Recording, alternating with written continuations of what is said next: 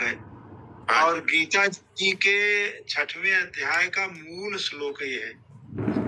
जी, जी। अब एक हाथी इसमें बैठा हुआ है, मन। और स्वामी जी की वाणी सुनने से अ, ये लगता है, कभी कभी स्वामी जी किसी को डांटते हैं तो ये कहते हैं कि तुम्हारा मन और कुत्ते के मन में क्या अंतर है। ठीक बात है। तो मेरा निवेदन है डॉक्टर साहब कि इस श्लोक का जो भाव आपके हृदय में अभी प्रकट हो रहा है, जो भाव आ रहे हैं, उसके जी, द्वारा हम लोग को समझाइए कि इस हाथी को कैसे हम लोग पार लगे। जी। जी, जी।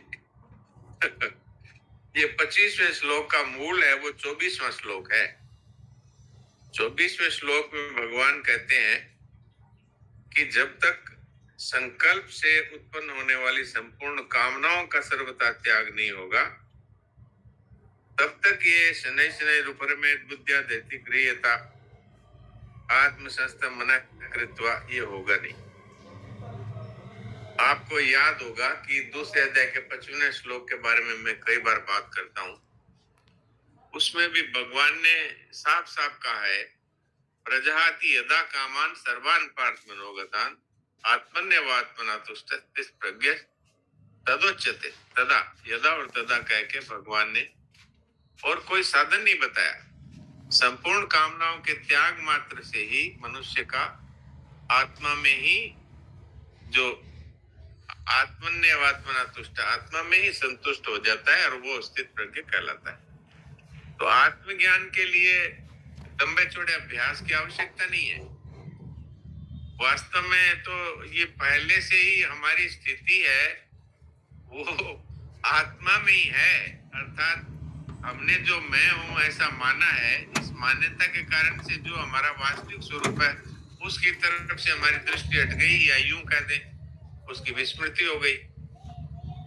तो अब ये बात सुनकर के हमें ये समझ में आ जाना चाहिए कि वहां 2:55 में भी कामना के त्याग की बात कही, और यहाँ भी जहां पर आत्मज्ञान की बात आती है, आत्मसंस्थम, वहां पर भगवान कामना के त्याग की बात कहना नहीं बोलते। और वहां आप देखो दूसरे अध्याय के 72वें 71वें श्लोक में विहाय कामान ये सर्वान कुमार निष्प्रिय, पहले कामना की बात कहते हैं और उसमें भी निष्प्रियता की बात भी कहते हैं कि निर्वाह मात्र की भी कामना न रहे। तो ये जो कामना है, यही ध्यान में बड़ी बात है। जब तक कामना रहेगी अर्थात संसार का राग रहेगा, और जब तक राग रहेगा तब तक कोई सा भी योग सिद्ध नहीं होगा। इसलिए यहाँ पर भी भगवान 24वें श्लोक में पहले भूमिका बनाते हैं इस ध्यान की, जो निर्गुण निराकार का ध्यान है। इसकी भूमिका में सबसे पहले भगवान 24वां श्लोक कहते हैं कि सब प्रकार की कामनाओं का, संपूर्ण कामनाओं का अशेषतः, अशेषतः कह करके पहले कामना भी कह दी, कामनाओं में भी बहुवचन दे दिया, फिर सर्वान कह दिया, फिर भी भगवान का मन नहीं भरा, तो कहा अशेषतः, यानी किसी प्रकार की भी कामना का अंश भी न रहे। तब ये क्या होगा कि फिर मन और इंद्रियां सब के सब अपने आप बस में हो जाएगी, और फिर शनै शनै उपरमें, फिर शनै शनै उपराम हो जाए, और धैर्य युक्त बुद्धि के द्वारा और आत्म संस्थम मन कृत्वा। यहाँ मन कृत्वा का अर्थ भी बुद्धि ही है। यहाँ मन का तात्पर्य बुद्धि है, क्योंकि बुद्धि में स्थिरता है, मन में चंचलता है। तो न किंचित चिंतित, अपनी तरफ से कोई चिंतन ना करे। तो ये वास्तव में मूक सत्संग का ही प्रसंग है। इसको महाराज जी चुप साधन कहते थे, शरणानंद जी महाराज मूक सत्संग कहते थे, और सिद्धे सेठ जी इसको अचिंत का ध्यान कहते थे। लेकिन वास्तव में ये ध्यान नहीं है, ये वास्तव में आत्मा की वास्तविक स्थिति का वर्णन है। और हम वास्तव में सब के सब वास्तव में शरीर नहीं है, और न हम कोई मन है, न हम कोई बुद्धि है, न हम कोई हार्ड मांस चमड़ी है। वास्तव में हम हैं, हम मैं नाम की कोई चीज वास्तव में है ही नहीं। ये केवल हमारी मान्यता ही है, वो मैं रूप से प्रकट हुई है। अब इसमें क्या है, जैसे ही आप स्वयं कुछ बनते हैं तो फिर आपके ममता वाली एक बीमारी लगती है कि ये शरीर मेरा है, ये मन मेरा है, ये बुद्धि मेरी है, और ये परिवार मेरा है, और फिर ये धन संपत्ति, योग्यता, ये डिग्री, ये पद, ये सब मेरा है। इस तरह से वो फंस जाता है। और फिर जब मेरा मेरा है तो अब इसको बढ़ाने की और इसमें कोई बाधा नहीं आए, इसकी कामनाएं उत्पन्न हो जाती है। तो इस तरह से ये फंस आउट हुई। तो इसलिए भगवान कहते हैं कि इसकी जड़ में है वो चीज है, उसको ही हटा दो। वो जड़ में है कामना। तो कामना को हटाने के बाद ही वास्तव में ये शुभ साधन है वो प्रकट होता है तो पहले से ही हमारा आत्म स्वरूप जो का त्यों पहले से ही है, उसमें किसी ममता, कामना या अहंता का प्रवेश ही नहीं है। वो तो सच्चिद आनंद घन है, वो सत है, वो चेतन है और वो आनंद से परिपूर्ण है। अब पूर्णता इतनी है कि उसमें किसी तरह का अभाव ही नहीं होगा, और जहाँ अभाव नहीं है वहां कामना हो नहीं सकती। और चेतन में किसी प्रकार की कामना होगी क्यों? क्योंकि चेतन है, वो जड़ की कामना क्यों करेगा? तो इस तरह से ये 24वां श्लोक है, ये वास्तव में इसकी नींव है शुभ साधन की। किसी भी प्रकार की कामना न रहे तो स्वतः ही अपना मन है वो शांत हो जाएगा। अब रही बात कि मेरा मन माना है तो अब कभी ये शुद्ध नहीं होगा, क्योंकि ममता खुद ही एक मल है। तो इसलिए तुलसीदास जी महाराज ने कहा ममता मल जरी जाए, ये ममता रूपी मल है। अच्छा, ये वास्तव में कहा करते थे कि मन को शुद्ध करो, अंतःकरण को शुद्ध करो, अंतःकरण को निर्मल करो। अरे भाई, अंतःकरण को के अंदर गंदगी आई कहां से? बोले आई है इसको मेरा मानने से।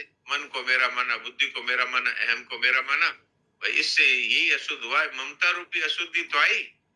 तो इसको शुद्ध करने का अर्थ ये है कि कपड़ा मेला है, उसको धो करके फेंको। अरे तो धो करके क्यों फेंको, सीधा ही फेंक दो। जब फेंकना ही है तो धोने की तकलीफ क्या है? था मन को शुद्ध करे, अंतःकरण की शुद्धि के लिए ये करो वो करो। अरे भाई, अंतःकरण में मूल अशुद्धि है मेरापन।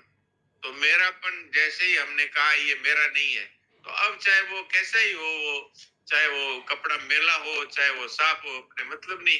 उसको जब फेंक ही दिया अर्थात उससे हमारा कोई संबंध ही नहीं है। तो इस तरह से मन शुद्ध हो जाता है, अर्थात मन से संबंध विच्छेद हो जाता है।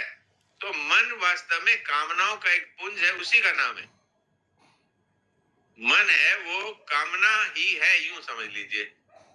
तो कामनाओं का त्याग होते ही मन है वो अमन हो जाता है, और मन अमन हो जाता है तो जीवन चमन हो जाता है।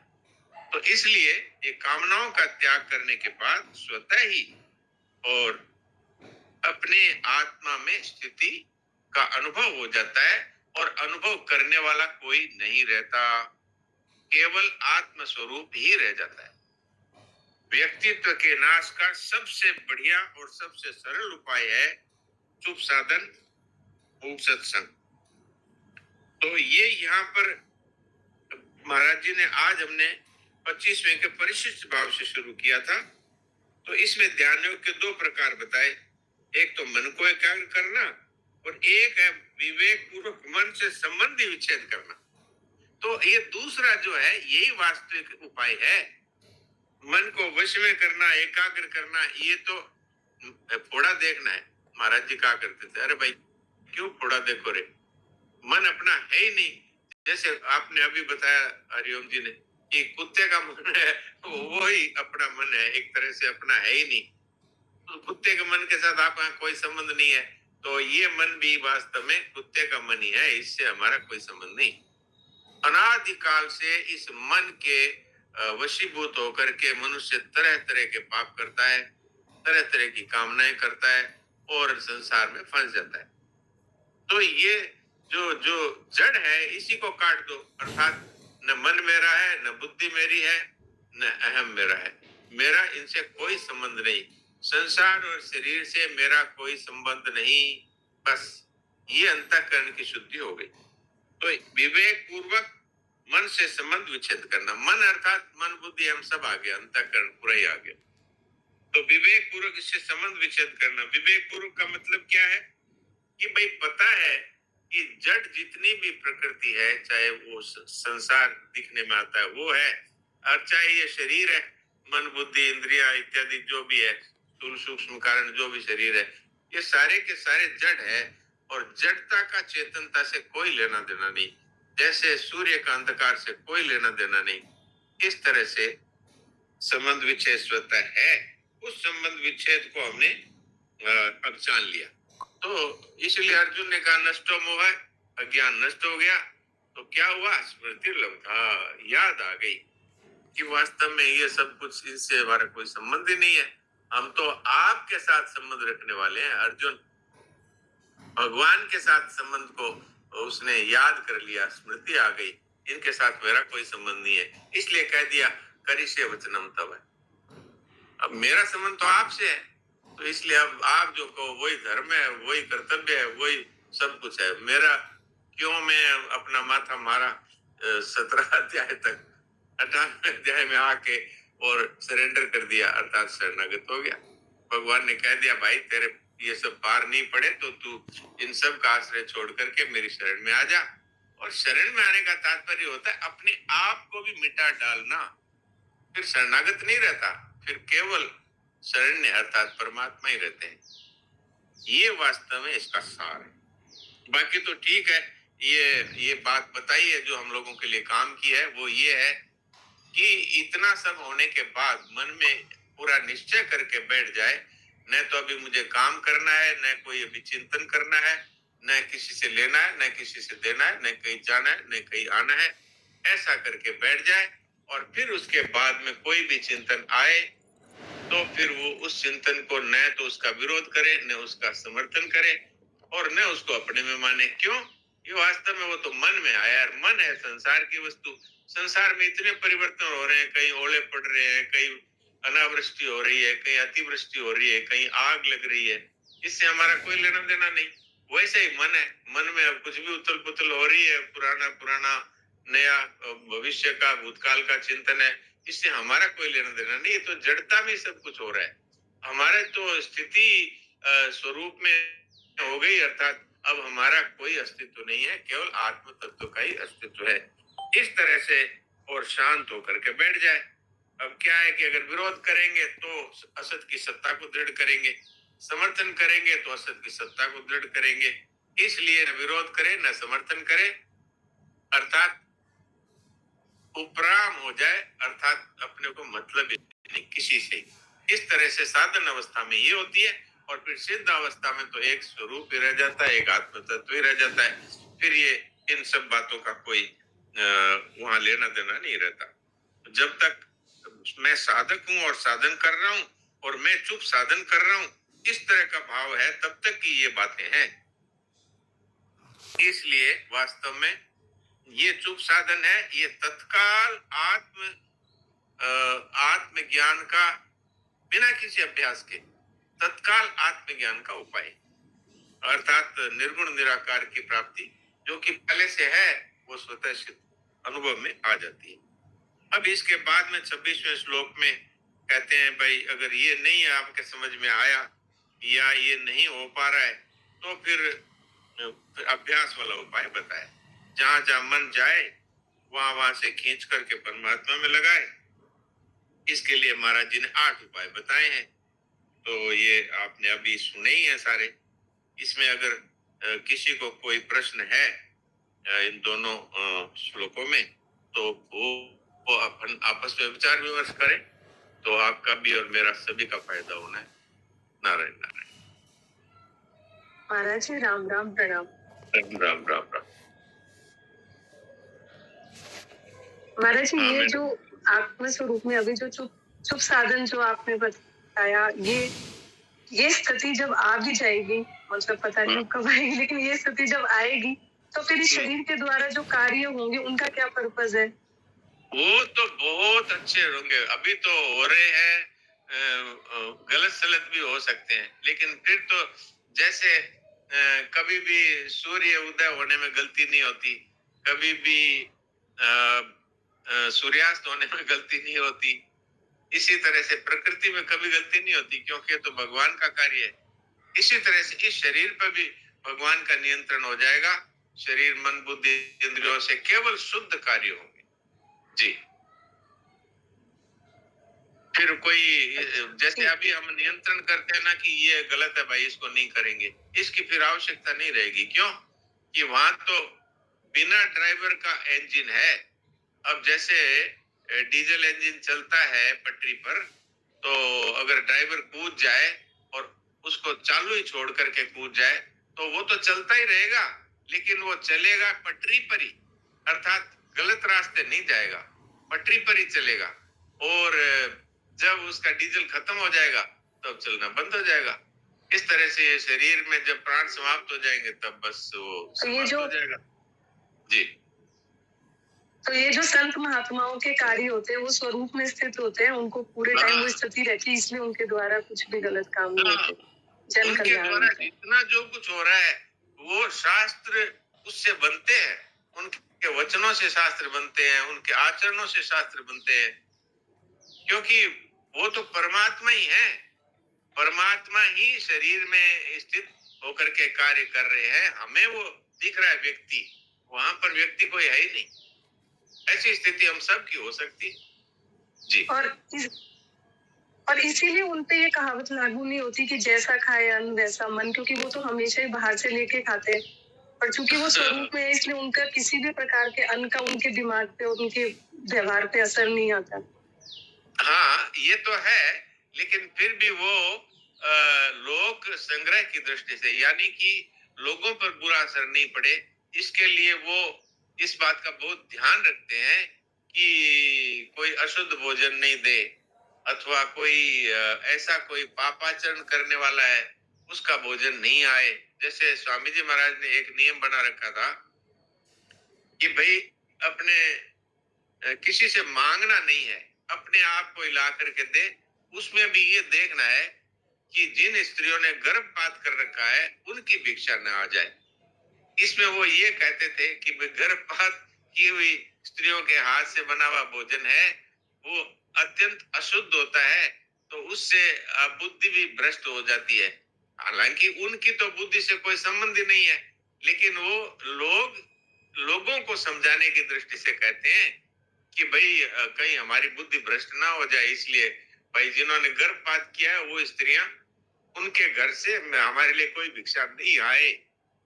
तो एक माता जी जिनको मैं जानता हूँ, उनका शरीर में भी है, वो बहुत ही करुण भाव से महाराज जी के पास रोने लग गई कि मेरी भूल से हो गया, अब मैं कैसे पश्चाताप करूं और कैसे मैं आपको भिक्षा दूं। आपको भिक्षा नहीं देती हूँ तो मेरे मन में बड़ी भारी बेचैनी हो रही है।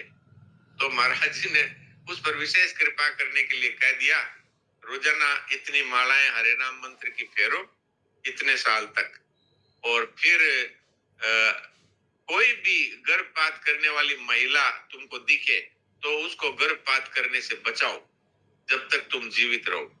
इस तरह का कड़ा नियम उनको दिया। तो उसके बाद उन्होंने ये नियम पालन किया तो महाराज जी ने उनकी भिक्षा स्वीकार की। जी ठीक है, राम राम। राम राम। राम डॉक्टर साहब, एक में विचार आया मेरे भी, मैं पूछना चाह रही हूँ। हाँ अभी बोलिए। कुछ दिन पहले आंख का ऑपरेशन हुआ था। हाँ, जब हाँ, भी मतलब आप शरीर तो एकदम शांत था बैठा हुआ, पर हाँ, अंदर कुछ विचार भी चल रहे थे, नाम स्मरण भी चल रहा था, तो करने वाला हाँ, कोई है और सुनने वाला कोई है, ये फील हो रहा था। अभी 2 दिन हाँ, पहले दांत का ट्रीटमेंट हुआ, तब भी वो टेबल हाँ, पे सोई थी, जैसे लेटी थी मेरे चेयर पे, तो नाम स्मरण हो रहा था, तो नाम स्मरण हो भी रहा था और सुन भी रहे थे, शरीर तो एकदम निश्चित था, पर हाँ, भी हो रहा था। तो ये कौन सा शरीर है? कारण स्थूल शरीर तो नहीं कर रहा था, तो कारण था कि सूक्ष्म था? आप खुद ही कर रहे थे ये तो। नहीं तो सूक्ष्म के अब ये कारण। बताइए, एक प्रश्न आपसे पूछता हूँ। मान लीजिए आप कोई पेन से कहानी लिख रहे हैं, तो पेन लिख रहा है कि आप लिख रहे हैं? ये शरीर हाथ मदद कर रहा है, पर लिख रहा पेन, तो अब दोनों के बगैर तो नहीं हो रहा था वो। अजी मुझे इतना बताइए कि आप लिख रहे हैं कि पेन लिख रहा है? लिख रहे तो हम ही हैं, साधन प्रेम हाँ है। तो बस, हाँ बस, तो स्मरण आप ही कर रहे थे। बाकी ये तो औजार है, औजार की क्या वैल्यू है? औजार को तो आप जैसा कहोगे वैसा करेगा, आप ही कर रहे थे। ठीक, नारायण। नारायण। सब प्रणाम। प्रणाम। डॉक्टर साहब, ये सांसारिक चिंतन करना और विचार करना एक ही बात है क्या? एक ही बात है, विचार है। उसको विचार शब्द को प्रयोग इसलिए लिया जाता है कि जहां पर गलत और सही के बीच में निर्णय करें, और चिंतन है वो कैसा भी आ सकता है, अच्छा भी बुरा भी। तो इसलिए विचार शब्द का तो ये अर्थ है। और वैसे सांसारिक विचार भी चलता है, धन कैसे कमाएं और हमारी कैसे हमारे बढ़ाई हो, कैसे हमारे परिवार में ये जो हो रहा है ये नहीं हो, ये सब इसको विचार कह दो चाहे चिंतन कह दो, पर विचार शब्द का अर्थ होता है कि किसी न किसी गलत और सही के बीच में निर्णय करना। जी बहुत अच्छा जी, नारायण नारायण। डॉक्टर साहब प्रणाम। प्रणाम। निर्विकल्प होने की बात तक तो हम लोग चल के आए। हाँ, थोड़ा सा इस पूरे 24-25 श्लोक का जो मूल है वो इशारा कर रहा है मूक सत्संग की तरफ। हाँ। थोड़ा सा मूक सत्संग की झांकी बता दीजिए। मूक सत्संग की झांकी है ये कि कामना ममता का त्याग रूपी पत्थर ये नींव में डालो तो इस पर मूक सत्संग का भवन खड़ा होगा। और अब इसमें अंतिम बात ये होगी कि जहां आपका चिंतन से किसी प्रकार का संबंध नहीं रहा, तब आपकी स्थिति स्वतः सिद्ध आत्मा में होगी और वहां पर कोई व्यक्ति नहीं रहेगा। इसलिए उसका शब्दों में तो वर्णन असंभव ही है, लेकिन अगर फिर भी संकेत की दृष्टि से कहा जाए तो वहां केवल एक आनंद और केवल एक सत और एक चेतनता, बस यही रहती है। इसमें कोई व्यक्ति नहीं रहता, और उस स्थिरता का भी आनंद लेने वाला कोई नहीं रहता। वहां पर जो चिंतन रहित अवस्था है उसमें जो स्थिरता है वो की चंचलता की अपेक्षा स्थिरता में बड़ा भारी सुख है, लेकिन उस सुख का भी कोई भोक्ता नहीं है वहां। वो केवल आनंद स्वरूप ही वहां रह जाता है। तो वहां पर अमरता, चेतनता और आनंद का एक मिला हुआ एक क्या कहा जाए, वो परमात्मा ही रहता है, यूं कहते जी। और ऐसी स्थिति सब समय रह सकती है। ये तो शुरू में तो चुप साधन में ऐसी स्थिति बताई है। अब जो महापुरुष होते हैं वो कार्य करते हुए भी उनकी स्थिति वैसी ही रहती है। उसको जागृत सुषुप्ति कहते हैं। जैसे सुषुप्ति में मनुष्य का संसार से संबंध छूट जाता है, ऐसे उसका जागृत में भी संसार से कोई संबंध नहीं रहता। अब मूल बात यह है, वहां व्यक्तित्व नहीं रहता, इसलिए संसार नहीं रहता। वहां केवल एक परम तत्व ही रहता है। जी डॉक्टर साहब, ये जो बात अभी रखी आपने, तो डॉक्टर ज्योति का जो प्रश्न था, डॉक्टर ज्योति का जो प्रश्न था वो लेके आ रहा है यहाँ तक। थोड़ा सा मैं कितना समझा सही आप चेक करिएगा कि डॉक्टर ज्योति का नाम ये था कि जो हमारा व्यवहारिक जीवन में जो कर्म हमको मिले हुए हैं, कर्म के वेग के कारण, शरीर में तो क्रिया का वेग है, लेकिन क्रिया का वेग है अकर्म के रूप में, और हम क्या करते हैं उसको सविकल्प लेके कर्म करने लगते हैं। अपने संकल्प के आधार पे इस पूर्णा को संकल्प और फिर कामना शक्ति लेकर करते हैं, तो वो कर्म का वेग और बढ़ जाता है, वापसी हुई नहीं। तो अगर हम उस कर्म के वेग को सेवा में कर देंगे तो वो हमारा अकर्म हो जाएगा। अकर्म होने की स्थिति में क्रिया स्वतः होने लगेगी और हम उपराम हो जाएंगे। तो हमारे उपरामता में कोई सविकल्प नहीं रहेगा, एक निर्विकल्पता ही रहेगी। हाँ, आप ठीक कह रहे हैं। ये अच्छा, साधन अवस्था में तो ये स्थिति रहती है, लेकिन सिद्ध अवस्था में फिर ये स्थिति नहीं रहती, ये स्वाभाविकता हो जाती है। मतलब पूर्ण निर्विकल्प हो जाता है। हाँ, वो वहां पर कोई व्यक्ति रहता ही नहीं, वहां तो केवल स्वरूप रहता है, अर्थात परमात्मा ही रहता है। तो जैसे संसार की समस्त क्रियाएं नियम से हो रही है, बीज आप पृथ्वी में डालो तो अंकुरित होकर के उसमें पौधा बनता है, फिर उसमें फल लगते हैं, जैसे ये सब अपने आप होता है। कहीं ऐसा नहीं होता कि गुलाब के पौधे में चमेली के फूल लग गए, ऐसा नहीं होता। बिल्कुल सब कुछ सही ढंग से होता है। और जैसे अभी बरसात होनी है तो बरसात होगी, अभी धूप निकलनी है तो धूप निकलेगी, अभी ग्रीष्म ऋतु आनी है तो ग्रीष्म आएगी, बाद में अगर वर्षा ऋतु आनी है तो वो आएगी।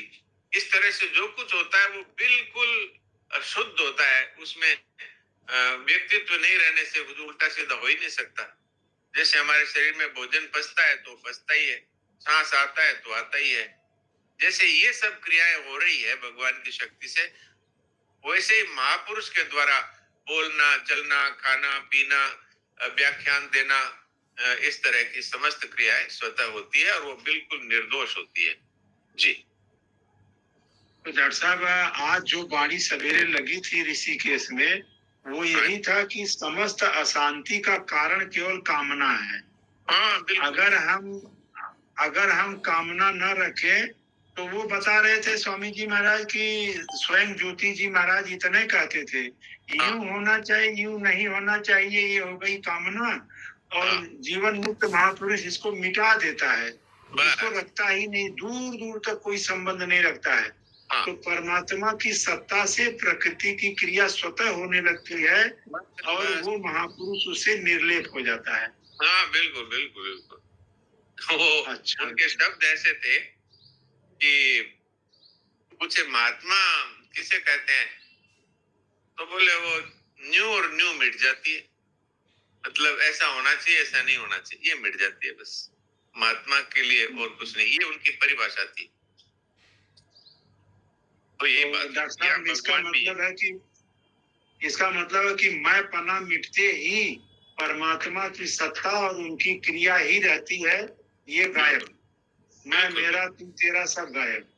हाँ, बिल्कुल बिल्कुल। वहां तो केवल है ही रहता है, वहां पर और कुछ नहीं रहता, नहीं का कोई प्रवेश ही नहीं।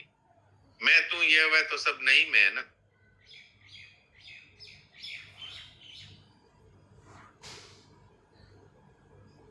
ये प्रणाम डॉक्टर साहब, बहुत प्रणाम। और किसी भाई बहन की कोई जिज्ञासा हो तो रखें। महाराज जी, आज इसी संदर्भ में आगे जब एक साधक ने पूछा था कि परमात्मा में मन कैसे लगे, तो महाराज जी ने उसका उत्तर दिया था कि ये प्रश्न ही उत्तर है कि कैसे लगे, ये खोज ही कैसे लगे। तो ये खोज हमें किससे करनी है, अपने आप से? हाँ, ये कैसे लगे, या सत्संग में उन्होंने बोला था कि सत्संग में पूछो कि कैसे लगे। हाँ, ये लगन तो खुद में लगती है। मतलब उन्होंने ये बोला था कि सत्संग बहुत जरूरी है। हाँ, उन्होंने कहा ये प्रश्न का उत्तर ही यही है कि कैसे लगी, यही उत्तर है इसका। बिल्कुल यही उत्तर है। मन कैसे लगे, तो वही ये तो एकदम ज्वलंत प्रश्न होना चाहिए कि मन कैसे लगे, मन कैसे लगे। सत्संग में भी ये बात पूछे, पोथियों में भी ये बात खोजे, और उसका एक ही मिशन हो जाए कि मेरा मन कैसे लगे, तो इसका उत्तर मिलेगा। तो फिर तो उत्तर अच्छा, मतलब वो खोज से लगेगा, रोज प्रैक्टिस करेंगे कि कैसे लगेगा। आप जैसे मान लीजिए अभी आपने ये प्रश्न किया, तो आप सत्संग कर रही हैं, तब तो ये प्रश्न आपका उठा, अब इसी सत्संग में उसका समाधान मिलेगा। तो समाधान कैसे मिलेगा? मैंने कल आपसे पूछा था कि भगवान को याद अभी डर से हो रहा है, प्रेम से नहीं हो रहा। डर इसलिए कि अगर नहीं याद करेंगे तो आगे बहुत खराब गति होगी, भगवान फाइनली रहेंगे। पर एक याद होती है प्रेम और एक होता है डर। तो अभी तक तो डर से याद करते हैं कि भाई करना है क्योंकि गलत काम ना हो जाए, ये ना हो जाए। और वो प्रेम कैसे जगे, यही मैंने कल आपसे पूछा था, कल रात को 8 बजे सत्संग में। तो आप हाँ जी, वो प्रेम तो जब जगेगा तो फिर ये था कि याद तो करें। हाँ बोलिए, आप बोलिए भाई। क्योंकि नहीं डॉक्टर साहब बोलो तो आप ज्योति जी आप सुनो थोड़ा सा, डॉक्टर साहब बोल रहे थे ना, आप बोलो एक बार। हाँ, मैं ये कह रहा था कि वो प्रेम तो तब जगेगा जब हम संसार से जो आसक्ति पूर्वक प्रेम कर रहे हैं वो छोड़ देंगे, तब जगेगा। धन के प्रति हमारा प्रेम है, परिवार के प्रति हमारा प्रेम है, ये है तो आसक्ति। ये जब हम छोड़ देंगे तब वो प्रकट होगा, ये परमात्मा का प्रेम। और तब ये मन, अच्छा मन कहाँ लगता है कि जहाँ हम जिसको पसंद करते हैं उसमें मन लगता है। अब पसंद करते हैं संसार को और मन को लगाना चाहते हैं परमात्मा में, तो आज लगे ना कल लगे। तो इसलिए मूल में जो गलती है उसको सुधारना पड़ेगा कि संसार में से मुझे कुछ नहीं चाहिए और मुझे एक परमात्मा के सिवाय और कुछ नहीं चाहिए, तो बस फिर मन उधर ही लगेगा। क्योंकि हमारा मन देखिए, कभी मीट मांस की दुकान में मन जाता है क्या? बताइए ज्योति जी। नहीं क्यों नहीं जाता? कि हम नहीं, उसको नहीं, पसंद नहीं बिल्कुल करते, बिल्कुल नहीं। पसंद नहीं करते ना, हाँ तो इसलिए वहां मन नहीं जाता। और मिठाई की दुकान में मन चला जाता है तो हम उसको पसंद करते हैं। तो हम जब परमात्मा को पसंद करेंगे और संसार को मांस की दुकान की तरह नापसंद कर देंगे तो अपने आप ही मन केवल परमात्मा में लगेगा। और ये है कि संसार से घृणा नहीं करेंगे। जैसे हम मीट मांस से तो घृणा भी करते हैं, लेकिन संसार से घृणा नहीं करेंगे, इसकी सेवा तो जारी रखेंगे। लेकिन इनके साथ जो मेरापन का संबंध था और कामना का संबंध था वो अब नहीं रखेंगे। तो अब पसंद करेंगे परमात्मा को और सेवा करेंगे संसार की, तो ये प्रेम प्रकट हो जाएगा। जी ठीक है, राम राम। हाँ जी, राम राम। हाँ महाराज जी, राम राम। राम राम। महाराज जी, हम संकल्प तो कर रहे हैं महाराज जी, संसार को पसंद नहीं करेंगे, लेकिन कौन ऐसा भूत है जो अंदर से अपने आप आ जाता है और वो हमारा तो वहाँ कुछ बस भी नहीं चल रहा है। हाँ, ये उत्तर, ये प्रश्न पूछा था अर्जुन ने, भगवान कृष्ण ने इसका जवाब दिया था कि ऐसा कौन है जो हम चाहते नहीं फिर भी हमको संसार में लगा देता है। तो भगवान ने कहा, काम ऐसा क्रोध ऐसा, ये कामना है, ये लगा देती है।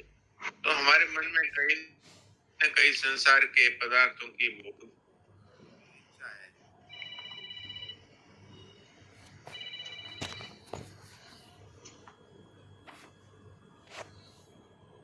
आ गया।